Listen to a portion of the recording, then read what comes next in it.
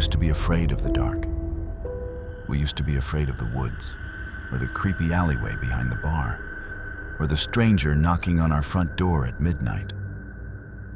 But the world has changed. The scary places aren't just fixed locations anymore.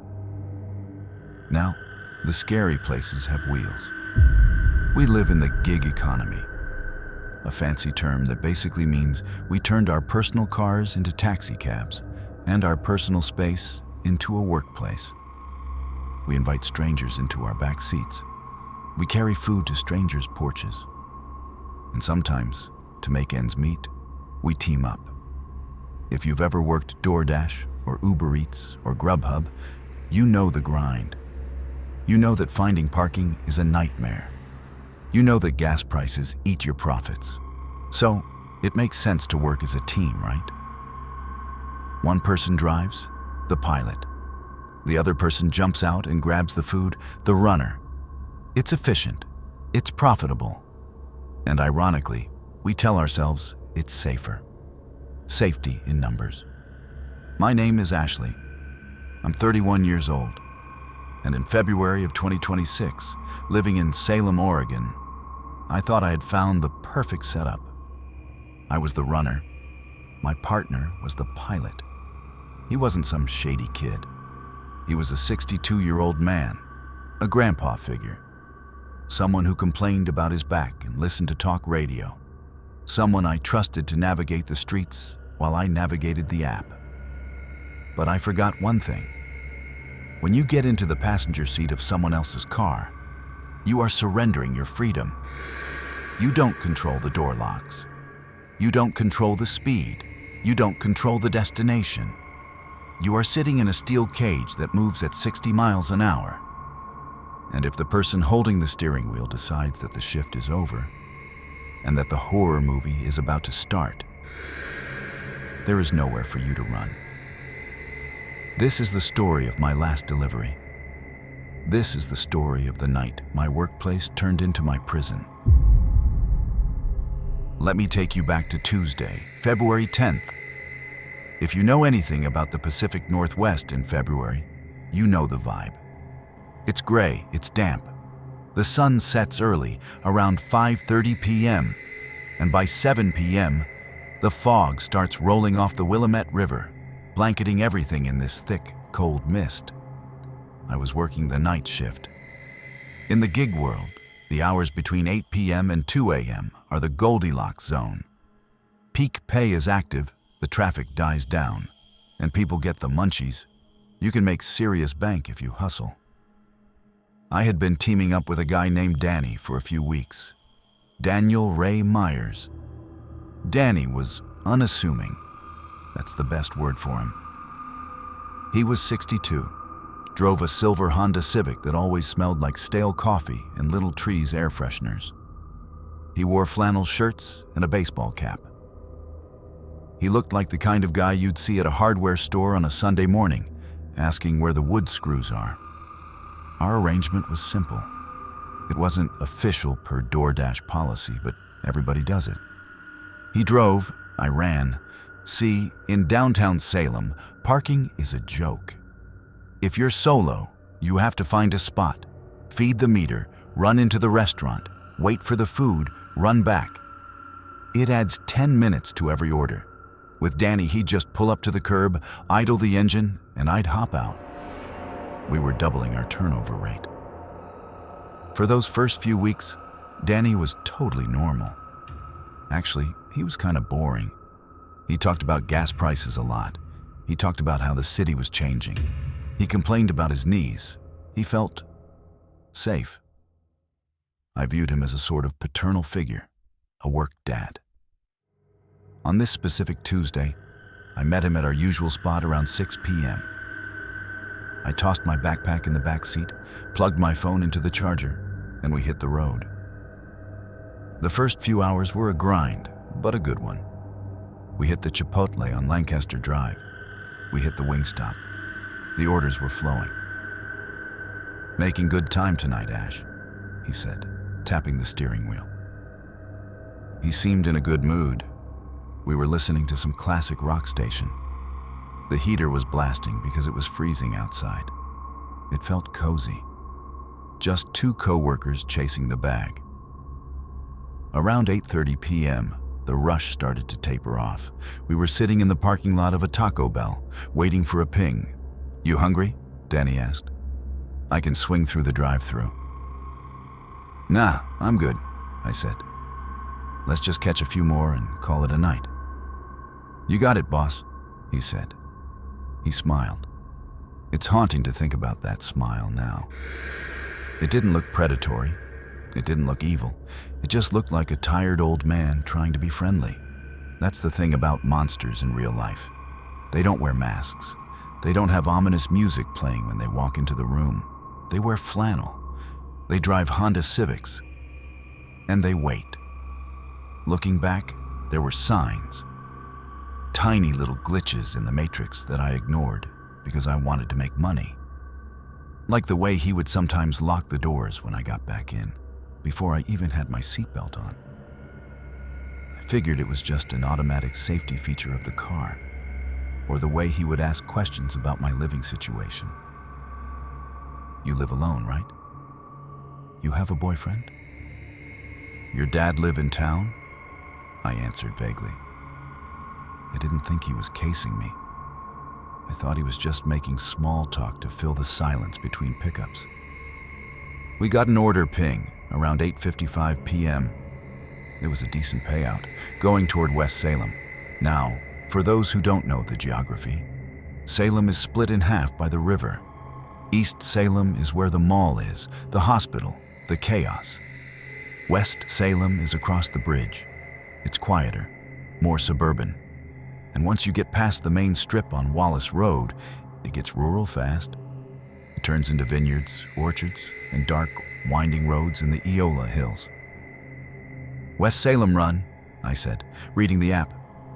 "You good with that?" Danny nodded. "Let's do it. Last one of the night." Last one of the night. He turned the key. The engine hummed. And we pulled out onto the road, heading toward the bridge. I looked out the window at the city lights reflecting off the river. I was calculating my tips in my head. I was thinking about going home, taking a hot shower, and watching Netflix. I had no idea that I wouldn't be going home that night. I had no idea that as we crossed that bridge, we were crossing a line that Danny had probably drawn in his head hours ago. The vibe changed the second we crossed the Marion Street Bridge. Usually, when you deliver in West Salem, you stick to the flats, the apartments, the suburbs. It's well lit. But Danny didn't take the exit for the residential area. He stayed on the highway for a minute, then took a turn toward the hills. I watched the blue line on my GPS. The navigation was telling us to turn left. Danny turned right. I frowned. "Hey, Dan, the GPS says left." He didn't look at me. He was staring straight ahead, gripping the wheel with both hands. "I know a shortcut," he mumbled. "Avoid the lights." Shortcut? I looked out the window. We were heading away from the houses. The streetlights were getting further apart. The road was getting narrower, flanked by tall fir trees that blocked out the sky. "Danny, this isn't a shortcut," I said, trying to keep my voice light. "This is going out toward the orchards. The customer is back on Dokes Ferry Road." He didn't answer. That was the first red flag. The silence. Danny was a chatterbox. He always had something to say about the traffic or the radio. But now, he was dead silent. The radio was off. The only sound was the tires on the wet asphalt and the hum of the engine. I felt a cold prickle on the back of my neck. My somatic intelligence, my gut instinct, woke up. It whispered, "Something is wrong." I tried to laugh it off. "Okay, seriously, turn around. You're missing the drop-off. We're gonna get a contract violation." He slowed the car down. We weren't near a house. We weren't near a restaurant. We were on a dark 2-lane road with nothing but trees and rain on either side. "Danny?" I asked. "Why are we slowing down?" He pulled the car onto a gravel turnout. It was pitch black. No cell service bars on my phone, just the headlights cutting through the fog. He put the car in park, but he didn't unlock the doors. You know that sound? That distinct thud of the central locking mechanism engaging. I heard it. He hit the button on his armrest. Click, thunk. I grabbed the handle of my door. I pulled, locked. My heart started hammering against my ribs like a trapped bird. "Danny, unlock the door. This isn't funny." He turned in his seat to face me. The grandpa vibe was gone. The tired old gig worker was gone. His eyes were different. They were flat, cold. It was like looking at a shark. He wasn't looking at me like a coworker anymore. He was looking at me like an object, like a problem he needed to solve. "We need to talk," he said. His voice was calm, too calm. "We can talk while we drive," I said, my voice shaking. "Unlock the door." He unbuckled his seatbelt. He shifted his weight, turning his whole body toward me. In the cramped cabin of a Honda Civic, the space between the driver and passenger is nothing. Inches. He reached out. I thought he was going to hit me. I flinched back against the window, but he didn't hit me. He put his hand on my leg, high up. "You're a pretty girl, Ashley," he said. "I've been thinking about you a lot." The air left my lungs. This is the nightmare scenario for every woman. The creepy customer scenario. But usually you can run back to your car. You can drive away. I was in the car. The call was coming from inside the house. "Danny, don't," I said. I grabbed his wrist and tried to shove it away. "Stop. Take me back to the city." He tightened his grip. He wasn't frail. He was strong. Old man strength. "Don't be like that," he hissed. He leaned in closer. I could smell the stale coffee on his breath. "Just be nice. Just be nice and we can go home." He lunged. It wasn't a seduction. It was an attack. He threw his weight on top of me, pinning me against the passenger door. His hands were grabbing, groping, trying to get under my jacket. I screamed. It was a primal sound. I clawed at his face. I kicked the dashboard. I fought him. I fought him hard. And that's when he realized I wasn't going to be nice. He pulled back. He was breathing heavy. He looked angry. Not the anger of a rejected suitor, but the anger of a predator whose prey is biting back. He reached into the pocket of his door. I thought he was reaching for a phone, or maybe mace. But when his hand came back up into the light of the dashboard, I saw the glint of silver. It was a knife, a folding tactical knife, the kind you buy at a gas station. The blade snapped open with a terrifying click. "I told you to be nice," he said, and then he stabbed me. He didn't stab me in the chest. He stabbed me in the leg, then the arm. It happened so fast, I didn't even feel the pain at first. I just felt the pressure, like being punched with a roll of quarters. Then I felt the wetness. Blood. I screamed again, but this time it wasn't fear. It was shock. "Shut up," he yelled. He waved the knife in my face. "Shut up or I'll put it in your neck." I went silent, instantly. He pulled away from me and settled back into the driver's seat. He was panting. He wiped the knife on his jeans. He put the car in drive. This is the part that haunts me the most. He didn't dump me on the side of the road. He didn't leave me there to bleed out. He started driving again. He drove us deeper into the hills, then back toward the city, then in circles. I was trapped in a mobile cage. I was bleeding. I was terrified. and I was sitting 18 inches away from the man who just tried to kill me. He turned the radio back on. Can you believe that? He turned on the classic rock station. Hotel California was playing. For the next 20 minutes, we just drove. It was a special kind of psychological torture. He was holding me hostage, but we were moving. I watched houses pass by. I watched other cars pass us. I wanted to roll down the window and scream, but the child lock was on. I checked. He had prepared for this. I looked at him. He was staring at the road, his face blank. He looked like he was just driving to the grocery store. I realized then that he didn't have a plan. He had the impulse, the attack. But now he was stuck with a bleeding, terrified woman in his passenger seat, and he didn't know what to do with me. He was improvising, and that meant I had a chance. I knew I couldn't overpower him. He had the weapon. He had the strength. I had to outsmart him. I looked at my leg. The blood was soaking through my jeans.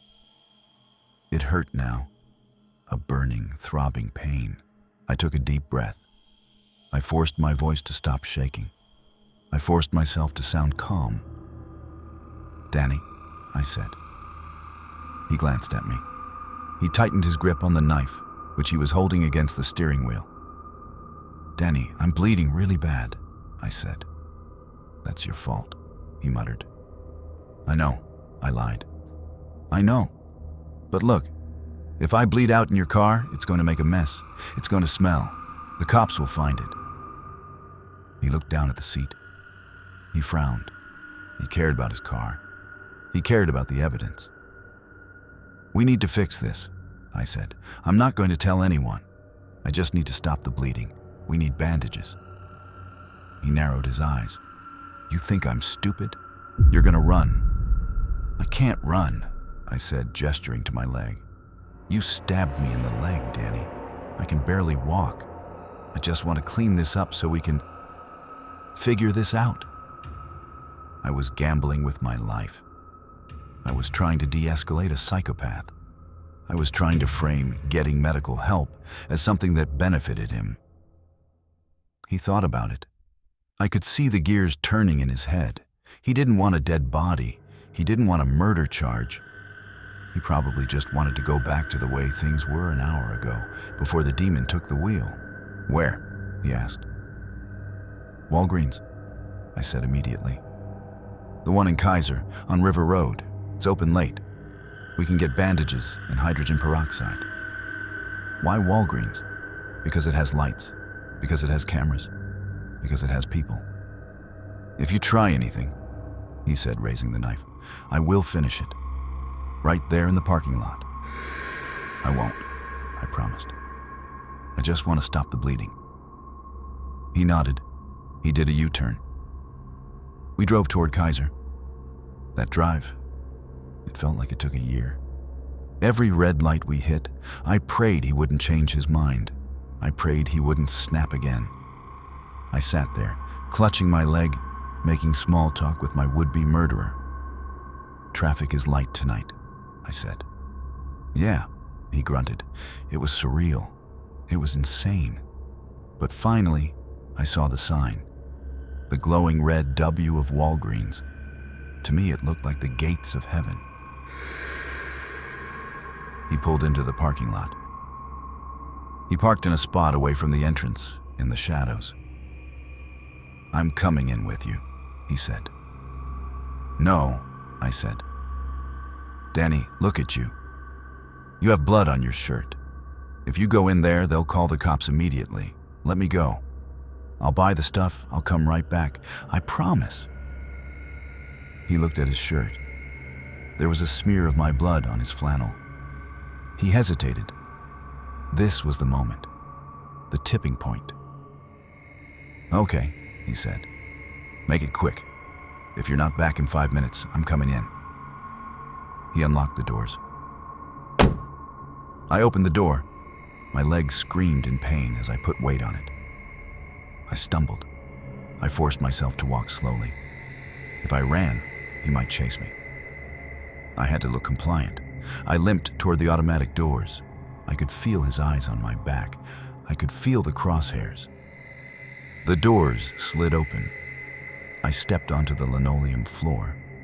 The bright, fluorescent lights hit me. I took a breath of conditioned air. I didn't grab bandages. I walked straight to the pharmacy counter. There was a tech there, a young guy. He looked up. He saw the blood on my jeans. He saw the look in my eyes. "Call 911, I whispered. "Right now. There's a man outside with a knife." The tech didn't ask questions. He grabbed the phone. He shouted for the manager to lock the front doors. I collapsed on the floor. Through the glass front of the store, I saw the silver Honda Civic. Danny was watching. He saw me fall. He saw the employees running. He realized the game was up. He didn't come in. He didn't try to finish it. He put the car in reverse. He peeled out of the parking lot, tires screeching. I watched his taillights disappear down River Road. I was safe. But the nightmare wasn't over for the police. Danny didn't go home. He ran. The Salem police launched a massive manhunt. They tracked his phone. They tracked his license plate. He got on Interstate 5 and headed south. He drove all night. He drove through Oregon. He drove through the mountains into California. He made it 800 miles. 2 days later, the California Highway Patrol caught him near Bakersfield. He was sitting in his car at a rest stop, probably trying to figure out where to go next. They arrested him without incident. When they ran his background, the full picture came out. This wasn't his first time. In 1999, he was convicted of using mace on someone. And in 1985, he was indicted for murder. The charges were dismissed back then, but the red flags were there. He was a violent man, a predator. And yet, in 2026, he was able to sign up for an app, pass a background check, and invite a woman into his car. The background check systems for these apps usually only go back 7 years. They missed the murder charge. They missed the history of violence. They let a wolf drive the sheep. Danny didn't go home. He ran. Danny is in jail now. He's facing charges for attempted murder, kidnapping, and assault. He's going to die in prison. My leg is healing. The scars are ugly, but they'll fade. The mental scars, those are harder. I can't get in a car anymore. Not unless I'm driving. I can't use rideshare apps. I can't order food delivery. Every time a silver Civic drives past my house, my heart stops. I learned a hard lesson that night. A lesson about the night shift. We think because we have an app, we are safe. We think because there's a GPS tracker, someone is watching over us. But the app doesn't care. The algorithm doesn't care. When you get into a car with a coworker or an Uber driver or a team driver, you are entering a private space. You are leaving the public world behind. And if that person decides to turn the lock, you are on your own. So, to everyone working the gig economy, stay safe. Trust your gut. If your driver takes a wrong turn, speak up. If the door locks when it shouldn't, get out. And never, ever assume that just because someone looks like a harmless old man, that they aren't hiding a knife in the door pocket. The workplace has changed, and the dangers have changed with it. Tonight, when you order your dinner, take a look at the car that pulls up. Take a look at the driver and ask yourself, do I really know who is behind the wheel? This story serves as a reminder to always be vigilant, even with people you think you know. If you have a story about a workplace nightmare, a delivery shift gone wrong, or a brush with danger, send it to the email in the description below. Stay safe, guys, and as always, thanks for watching.